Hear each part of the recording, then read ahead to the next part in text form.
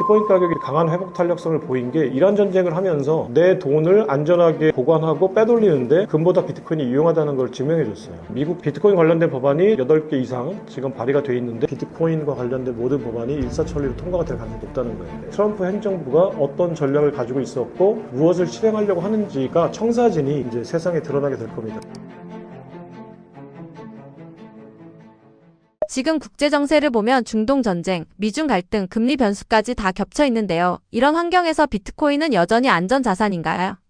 네, 본질적으로 안전자산입니다. 근데 지금 일반의 인식은 위험자산이죠. 그러니까 비트코인이라는 그 자산이 가지고 있는 본질적인 그 디지털 금으로서의 어떤 본질적인 가치는 사실은 사토시 나카모토가 2009년 제네시스 블록을 생성하고 비트코인이라는 네트워크를 세상에 알린 다음부터 똑같은 상황입니다. 본질적으로. 근데 지금 일반의 인식이 아직 거기에 미치지 못하고, 뭐 부적절한 단어긴 한데 미치지 못하고 있다라는 거죠. 그게 왜 그런 거냐면은 그 인간의 어떤 인지라는 거는 사실과 인간이 인지하는 그 사이에는 시간 지체라는 게 있어요. 그러니까 그 본질을 그냥 AI처럼 입력하고 알려진 순간 뚝딱 받아들이는 게 아니라 인간은 자기가 어떤 새로운 사실을 알게 됐을 때 그거를 내가 듣는 거는 누구나 할 수 있죠. 근데 내가 듣고 기존에 있었던 자기 생각의 체계와 비교를 해서 그거를 실제로 내 머릿속에 또 내가 그렇구나라고 고개를 끄덕이는 데까지는 상당한 시간이 필요합니다. 그게 이제 인간의 가장 큰 특징이라고도 할 수 있고, 그래서 그 시간 지체 때문에 최고의 안전자산이라는 본질과 그리고 실제 나스닥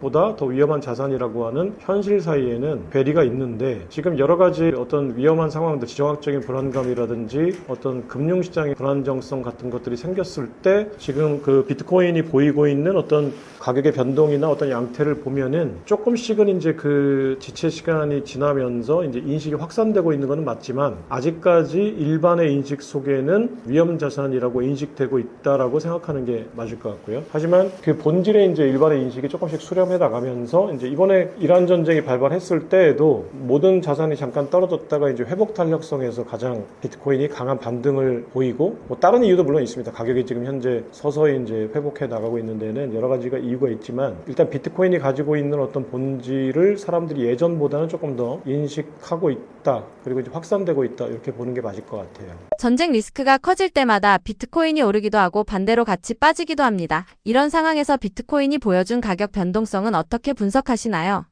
그러니까 이번에 이제 이란 전쟁이 났을 때 그 금 가격이 떨어지고 비트코인 가격이 살짝 올라갔던 회복 탄력성을 보였잖아요. 근데 그건 왜 그러냐면은 이란 전쟁, 중동 전쟁이 그 다른 지정학적인 어떤 불안감을 야기하는 이제 여타 전쟁과 가장 큰 차이점은 그 석유라는 페트로달러 금융 시스템의 가장 중요한 원자재의 공급망이 불안정해진다는 얘기예요. 그 얘기는 석유 가격이 올라간다는 얘기거든요. 그 얘기는 무슨 얘기냐면 석유를 사기 위해서 달러를 더 많이 사야 된다는 얘기예요. 그런데 사람들은 지정학적인 불안감 때문에 달러를 내놓지 않아요. 움켜쥐고 있죠. 식량과 달러, 석유는 움켜쥐고 있어요. 그러니까 아무도 내놓지 않는데 가격은 더 비싸졌어요. 살려면 더 비싼데 공급은 더 줄어들었죠. 그러니까 어떻게 해야 되는 거냐면 갈수록 더 비싸게 사야 되는 거고, 석유를 사기 위해서 달러를 구하기가 힘들어진다면 내가 달러와 바꿀 수 있는 가장 좋은 자산을 시중에 내놔야 돼요. 그게 금이에요. 그러니까 그 시장의 어떤 유동성이, 그 달러 자금이 씨가 마르고 자취를 감추고 내가 석유를 사야 될 때에는 당연히 금을 내놓죠. 금을 시장에 팔고 석유를 사야 돼요. 그러니까 이란 전쟁이 나서 석유 가격이 올라가니까 달러의 가격이, 달러 인덱스라고 하는 달러 가치가 올라가고, 달러를 사기 위해서 내가 가지고 있는 어떤 안전자산을 내놔야 된다. 그럼 미국의 예를 들어서 달러 이외에 가장 안전한 자산은 금이니까, 그렇다면 금을 내놓고 달러를 사는 거죠. 왜냐하면 석유를 사야 되니까. 석유는 달러로만 살 수 있으니까. 금으로 석유를 살 수 없거든요. 그래서 이제 각국의 중앙은행들이 유동성 확보를 위해서 실제로 예전보다 덜 샀거나, 왜냐면 금을 사기 위해서 달러를 쓰는 건데 달러를 써야 되니까 금을 못 샀어요. 그래서 원래 2019년 바젤3 협약으로 금의 그 등급이 1등급이 3등급에서 1등급으로 격상되면서 각국 중앙은행이 연간, 전 세계 글로벌 중앙은행이 사들인 금매량이 연간 1000톤가량 됐는데, 올해 1월부터 4월까지 각국 중앙은행들이 작년 대비 YOY로 작년 대비 얼마를 더 샀느냐? 제로예요. 변동률이. 그러니까 안 산 거예요. 올해 1월부터 3월부터 4월까지는 샀다가 판 건지 아니면 뭐 안 산 건지 모르겠으나 어쨌거나 증가율이 제로예요. 그러니까 이 얘기는 달러로 금을 사지 않았다. 달러를 쟁여뒀다. 왜냐면 지정학적인 불안감이 고조되고 내가 석유를 사야 되니까. 두 번째는 금을 팔았다. 그럼 어떤 나라가 팔았냐? 폴란드, 터키가 팔았다. 그러니까 폴란드, 터키는 일단 이제 그 경제 불안이 조금 상대적으로 심했던 나라들이고 그렇기 때문에 인플레이션 문제가 더 극심했었고 그렇기 때문에 달러를 더 구하기 어려웠고 그렇기 때문에 금을 시장에 내놔야 됐었고 러시아도 마찬가지였고 러시아는 이제 그 러우 전쟁을 지속하고 있으니까 군비 마련을 위해서 금을 팔았어야 되는 상황이고 개인들도 마찬가지예요. 지금 여러 가지 자산 가격이 떨어지니까 내가 이제 마진콜이라고 하는 내가 뭔가를 팔아서 보증금을 더 넣어줘야 되는 상황인데 그 자산 시장에 그러면 이제 금을 팔아서 이제 왜냐면 시세 차익은 이미 좀 봤으니까 금은 그 금을 팔아서 이제 내가 금융 투자했던 어떤 마진콜 상황 같은 것들에 대비해 써야 되고 그러니까 이제 금 가격은 떨어진 거죠. 이제 금 가격이 떨어지면서 금을 파니까 그렇다면 석유도 사고 그럼 뭘 살 거냐? 그러면은 금은 이제 어느 정도 시차를 거두었고 그 금을 팔았을 때 석유 사고 남은 돈은 비트코인을 산 거예요. 왜냐면 이제 금과 비트코인은 지금 월가 은행 투자자들 사이에서는 이게 골드 패러티라고 해서 두 개 간의 약간 어떤 비율을 맞춰가면서 사는 그런 경향이 있거든요. 그러니까 금값이 오르면 금을 좀 팔고 비트코인을 더 비축하고 그런 상황이었었거든요. 그러니까 금값이 올랐을 때 금을 팔았으니까 이걸로 이제 석유를 비축하고 남은 돈은 이제 비트코인 시장에 어느 정도 유동성이 흘러 들어왔다라는 거죠. 그래서 이제 비트코인 가격은 회복 탄력성을 보였었다. 또 하나는 비트코인 가격이 저는 강한 회복 탄력성을 보인 게 이란 전쟁을 하면서 내 돈을 안전하게 이제 보관하고 빼돌리는데 금보다 비트코인이 유용하다는 걸 증명해 줬어요. 그래서 이란에서 전쟁 발발 직후에 이제 인터넷이 끊기기 전까지 그 비트코인 거래소에서 비트코인 거래량이 700% 정도 폭증했거든요. 근데 물론 이건 이제 이란의 어떤 국지적인 그 폭증이었기 때문에 이게 뭐 시장 가격을 엄청나게 끌어올렸다고 볼 수는 없지만 일단 사람들이 그거를 관찰하고 있으니까 비트코인이 내 자산을 지키는 중요한 수단이었다는 거를 이번에 한번 더 체감했고요. 그리고 또 하나는 지금 사람들이 잘 모르고 있지만 사실은 클래리티 법안, 비트코인 액트, 그리고 지니어스 액트, 그리고 금 보이고 투명성 법안, 그리고 마인드 인 아메리카라고 해서 이제 미국 내 채굴 법안 등등의 비트코인 관련된 법안이 지금 뭐 대략 뭐 많게는 8개 이상 지금 발의가 돼 있는데 이 법안들이 사실은 미국이 국가 안보 자산으로 국방부가 관리하는 국가안보 자산으로 비트코인을 명확히 규정하게 되면서 이 법안의 통과 가능성이 높아지고 있는데 미국의 언론과 우리나라 언론들이 이걸 다루지 않기 때문에 아직까지는 일반에는 잘 알려지지 않은 사실이에요. 근데 그거를 아마 면밀히 지켜보고 있는 소수의 관찰자들은 그 사실을 알고 있어요. 국가수권법이라는 법안에 뭉뚱그려져서 이 법안들이 다 통과될 거라는 거를 알고 있는 사람들 알고 있거든요. 저는 그 어떤 인식에 소수에 확산되어 있는 그 인식이 비트코인 가격이 꿈틀대는 밑바닥의 어떤 에너지라고 생각해요. 이런 어떤 맥락에서 지금 금의 가격이 이제 좀 조정을 받았고 이제 비트코인 가격이 어느 정도는 이제 회복을 했다. 이거는 이제 석유 시장의 어떤 석유 가격의 변동이 가장 큰 영향을 미쳤다라고 보는 게 맞을 것 같습니다. 신가상자산 정책이 결합될 때 2026년 하반기 비트코인의 위상은 어떻게 달라질까요? 지금 최근에 그 신세라미스 상원 의원이 발의했던 비트코인 액트를 지금 미국 공화당에서 준비금 현대화 법안이라는 이름으로 재발의했거든요. 그러니까 이게 어떤 의미인지를 그리고 이제 그 마이클인가 그 법안을 발의한 공화당 의원이 5월 중에 그 법안에 공개되지 않은 내용을 아주 중요한 내용을 이제 공개하겠다고 했어요. 이제 이게 어떤 의미인지를 가만히 한번 생각해 보셔야 돼요. 그러니까 준비금 현대화 법안이다라고 했을 때 그렇다면 지금 현재 미국의 준비금은 이제 미국은 달러를 쓰는 나라이기 때문에 달러 준비금은 필요가 없죠. 다른 모든 국가들은 달러나 미국 국채를 준비금으로 보유해야 되지만 그러니까 미국의 준비금이라는 건 사실 금입니다. 금인데 이걸 현대화시키겠다. 이게 어떤 의미냐. 그러니까 이제 비트코인을 비축하겠다라고 하면 사람들이 이제 어떤 반감이나 어떤 오해, 시장에 오해가 생기니까 비트코인을 비축하겠다라는 게 미국의 연방준비은행이나 미국의 어떤 금융 시스템 내에서 어떤 의미를 갖는 거냐. 이건 준비자산을 현대화시키는 거다라는 의미가 있다. 그렇다면 미국 공화당이 준비금 현대화 법안에서 공개되지 않은 거를 조만간 공개한다고 했을 때 그 내용이 과연 뭘까? 이게 지금 되게 궁금한데 저는 그거를 국가안보자산이라는 관점으로 지금 미국이 준비금 자산을 다루고 있다라는 사실을 어떤 식으로든지 간에 연관지어서 공개할 거라고 생각합니다. 그러니까 그 2020년 하반기 비트코인의 어떤 관련된 법안과 정책들은 첫 번째는 미국의 펜타곤이 비트코인 네트워크를 관리하는 미국의 패권을 지키는 안보 자산으로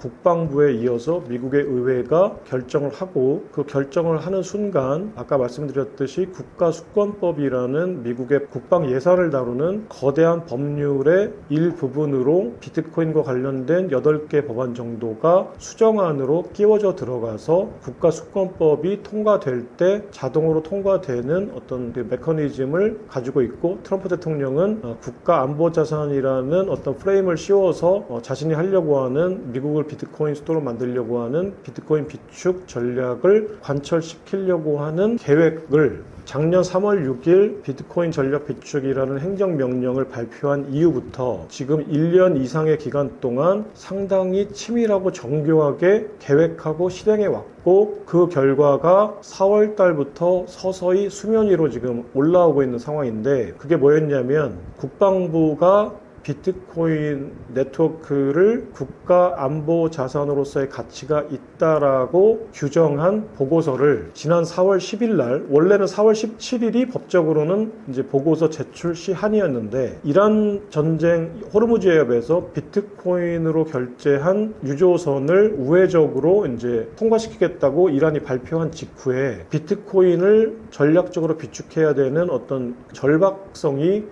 국방부가 더 절박하게 이제 체감하게 되면서 일주일 앞서서 그 보고서를 국회 하원과 상원의 국방위원장들에게 전달이 됐습니다. 그리고 계획에 맞춰서 4월 21일 날 미국 국방위원회, 국회 국방위원회에서 안보자산이라고 규정한 국방부의 보고서를 공청회를 가졌어요. 이 자리에서 아시아태평양 사령관 사성장군이 출석을 해서 비트코인은 국가 안보자산으로서의 가치가 있다. 비트코인의 POW 생성 방식은 사이버 보안 장벽으로서의 기능을 할 수 있는 유일한 사이버 네트워크다. 그렇기 때문에 지금 국방부는 비트코인 네트워크를 관리 운영하고 있다라고 발표를 했습니다. 그렇다면 이거를 지금 상하원의 여야 의원들이 들었고, 그러면은 앞으로 이제 5월 정도에 국방위원회 소위원회에서 그렇다면 국방부의 그 보고서를 의회가 채택할 것인가를 결정하는 거예요. 그럼 의회가, 지금 국방위원회는 공화당이 상하원 다수이고, 그 국방위원회 같은 미국의 소위원회는 어떤 수정안을 채택할 때 소위원장들의 어떤 입김이 굉장히 강해요, 관례적으로. 그래서 그 소위원장들이 일단 나는 이거에 찬성이다라고 발표를 하면은 그게 어느 정도는 자체 효과가 있습니다. 그러니까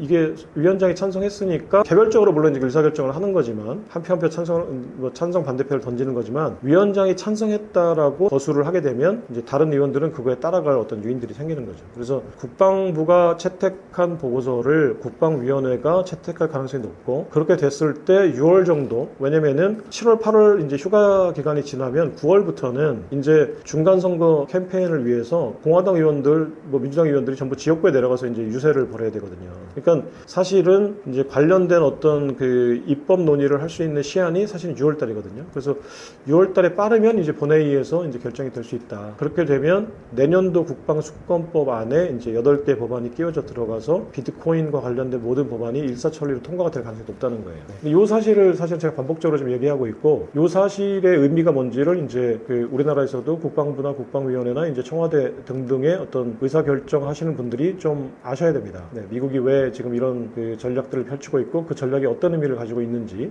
대해서 좀 이제 아셔야 되고, 그게 좀 안타깝고요. 그래서 지금 현재 그렇다면 2020년 하반기 때는, 그러니까 7월 4일 이제 건국 250주년 기념식과 11월 9일 이제 중간 선거 일정을 앞두고 7월부터 11월 사이에 사실은 모든 어떤 전략들과 어떤 그 성과들이 이제 쭉 나열이 되면서 이제 세상에 알려지겠죠. 그렇게 되면 이제 실제로 명실상부 미국이 크립토 수도로서 자리 잡는데 트럼프 행정부가 어떤 전략을 가지고 있었고 무엇을 실행하려고 하는지가 청사진이 이제 세상에 드러나게 될 겁니다. 그때는 이제 세상은 깜짝 놀랄 거고, 그때 그것들에 대응하려면 늦죠. 왜냐면 미국이 그거를 자신들의 전략들을 공개하고 노출한다는 얘기는 이미 자신들은 준비가 끝났고 게임에서 이길 어떤 준비가 돼 있다는 얘기거든요. 그 상황에서 링에 올라가서 같이 싸우거나 쫓아가려면 이제는 다리가 찢어지는 거고, 같이 싸우면 의도 터지는 거죠. 그러니까 쥐 터지거나 다리가 찢어지거나 둘 중에 하나겠죠. 그런 상황이 될 거라고 생각합니다. 고물가 고금리 환경 속에서도 비트코인이 유동성 위축을 뚫고 상승 동력을 찾을 수 있을까요?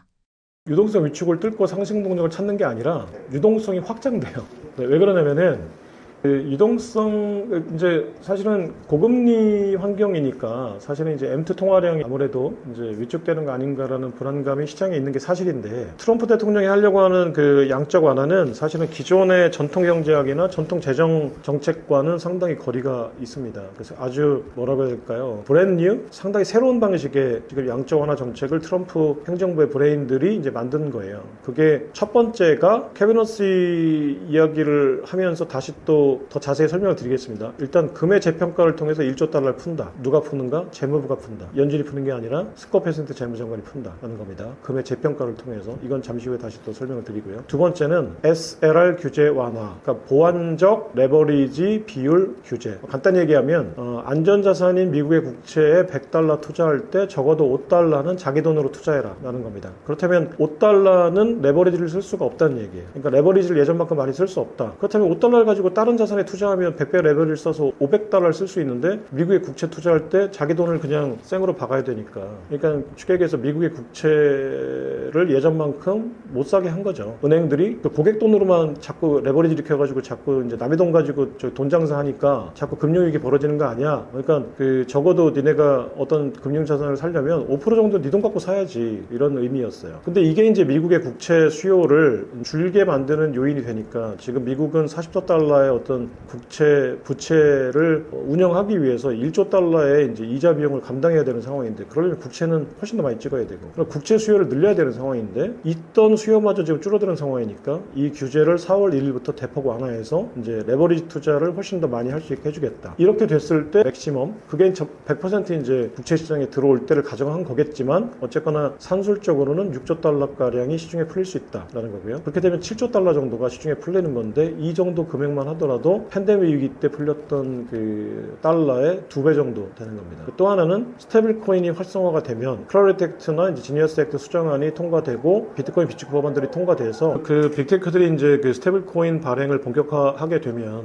일단 스테이블 코인은 이제 지니어스 액트 상으로 보면 준비금을 발행사들이 이제 고객으로부터 받은 달러를 이제 은행에 달러로 예금하거나 아니면 이제 국채를 사야 되는데 당연히 이제 수익 자산이 국채를 사겠죠. 이렇게 됐을 때 현재 스테이블 코인의 시가총액이 3천억 달러인데 미국 제도권 내에서 근데 이 시가총액이 이제 예를 들어서 뭐 2조 달러 이제 3조 달러로 늘어날 경우에 국채 수요가 3조 달러, 2조 달러 늘어나는 거니까 그렇게 되면 또 양적 완화 효과가 그만큼 있는 거고요. 이제 더 중요한 거는 그 스테이블 코인이라는 거는 이제 지금 현재 은행 시스템으로는 못하는 그 거래 시간을 3배를 늘려줘요. 왜냐면 지금 은행 시스템에서의 은행 그 자금의 이동은 사실은 은행원들이 출근했다 퇴근하는 그 시간 안에서만 이루어지거든요. 뭐 실제로 우리가 밑단에서 윗단에서 이제 우리 생활 속에서 거래하는 거는 뭐 결제나 뭐 이체나 모든 거를 실시간으로 하고 있지만 사실은 그 밑단에서 실제로 그 돈을 이동시키는 거는 뭐 직원들이 출근해야 돼요, 은행원들이. 그럼 9시 출근해서 5시에 퇴근하니까 사실은 그 나머지 시간에는 사실은 우리 현재 은행 시스템 하에서는 그 통화의 어떤 거래가 9 to 5 8시간밖에 이루어지지 않죠. 근데 스테이블 코인으로 비트코인 블록체인 상에서 자금의 어떤 거래가 24시간 가능해지면 산술적으로 통화의 거래 속도가 3배가 늘어나요. 근데 통화의 거래 속도가 3배가 늘어난다는 얘기는 통화량이 3배가 늘어나는 것과 똑같은 효과가 있어요. 그러니까 내가 돈을 1달러 찍다가 3달러 찍는 것과 1달러 찍었는데 이게 한 번 거래되다가 3번 거래되면 경제에서는 똑같이 봐요, 이거를. 네, 그렇기 때문에 통화량을 늘리는 것도 중요하고 통화 유통 속도를 늘리는 것도 중요한데 통화 유통 속도는 은행 시스템의 변화가 없었으니까 그동안은 그냥 상수였어요. 그리고 사람들의 거래 패턴, 그러니까 소비 성향이 사실은 쉽게 변하는 게 아니기 때문에 통화 유통 속도를 늘리는 것은 불가능하다고 생각했던 거예요. 트럼프는 스테이블 코인이라는 거를 제도화시켜서 활성화시킴으로써 통화의 거래 속도를 시간을 늘리는 것만으로도 그냥 산술적으로 3배, 그리고 거래 속도, 이걸 통해서 이제 사람들의 어떤 소비 패턴이 서서히 바뀌게 되면 거래 속도가 훨씬 더 늘어나게 돼서 이제 양적 완화의 효과가 실제로 있는 거거든요. 이 세 가지를 합했을 때 케빈 허스의 신임 연준 의장이 금리를 기대만큼 낮추지 않더라도 재무부의 양적 완화와 스테이블 코인을 통한 거래 속도의 증가, 그리고 월가 은행들에 대한 자기 자본 규제, 즉 레버리지 규제를 풀어줌으로써 시장에 풀리는 돈이 우리가 상상하는 것보다 훨씬 더 많을 거라는 거예요. 그렇게 되면 실제로는 양적 완화 효과가 상당히 있을 거고 통화량이 늘어날 때 민감하게 반응하는 비트코인이나 나스닥 같은 이제 그 위험자산군에 속하는 자산들의 어떤 가격 상승이 이제 우리가 예상치 않게 이제 있을 수 있다라고 기대해도 좋다라는 거죠. 네, 제가 경제 스토리텔러로 지금 얼떨결에 활동을 하고 있는데 저는 이제 이거를 최근에 제가 농담을 삼아서 팍토리텔러로 활동 영역을 넓히려고 합니다. 팍토리텔러는 팍스 스토리텔러, 모든 경제 분야의 이야기를 해보고 싶다. 그래서 최근에는 이제 경제 스토리텔링 중에 이제 거시경제라든지 이제 어떤 지경학적인 이야기들을 좀 많이 했었고, 그런 맥락에서 이제 비트코인 시대, 비트코인 미래, 그리고 빅테크 자본주의라는 책을 썼었고, 최근에 이제 제3의 달러라는 스테이블코인 이제 전문 서적을 한 권 냈었고요. 최근에 또 이제 제가 지금 말씀드린 어떤 금의 재평가를 통한 이제 미국의 어떤 달러 패권의 유지 전략, 트럼프의 유지 전략. 그래서 이제 그 닉슨 쇼크와 이제 빗대서 트럼프 쇼크라는 책을 썼는데, 사실은 트럼프 쇼크라는 이름이 이제 관세 전쟁으로 오인될까봐 트럼프 골드 쇼크라고 제목을 지은 책이 이번 달에 나왔습니다. 뭐 책이란 거는 사실 제가 독자분들과 만나서 소통할 수 있는 가장 기본적인 플랫폼이고, 이걸 기반으로 이제 여러 가지 이야기들을 지금 유튜브나 공주파 방송에 나와서 하고 있고요. 많은 셀럽들과의 어떤 수다 떨기 이런 것들도 실제로 지금 활동을 시작했고, 많은 이야기들을 이제 그들과 함께 할 수 있을 거라고 생각합니다. 그래서 앞으로 많은 어떤 방법과 많은 플랫폼들을 통해서 시청자분들과 이제 만날 수 있는 공간이 더 많이 확장될 거라고 저도 기대하고 즐겁게 지금 활동하고 있으니까 많이 기대해 주시고 많이 주목해 주시고 많이 질타해 주시기 바랍니다. 감사합니다.